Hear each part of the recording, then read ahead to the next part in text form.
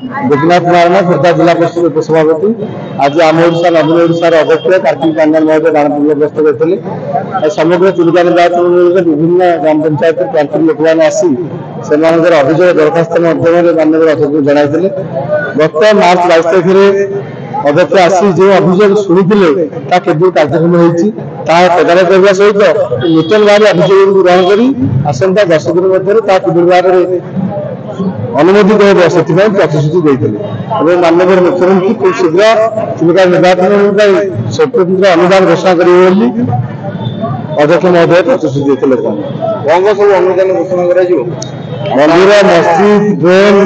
Community centre और विभिन्न रास्ता आगे कार्य और स्वास्थ्य क्षेत्र में माननीय मुख्यमंत्री जो युगांतकारी पदक्षेप नहीं विजु स्वास्थ्य कार्ड जोगाई माननीय अध्यक्ष लोक अवगत कराए भगवती मंदिर निर्माण 33 कोटी अनुदान राशि घोषणा होती आप सब जानते कार्य आरंभ हो सारी खूब शीघ्र संपादन है।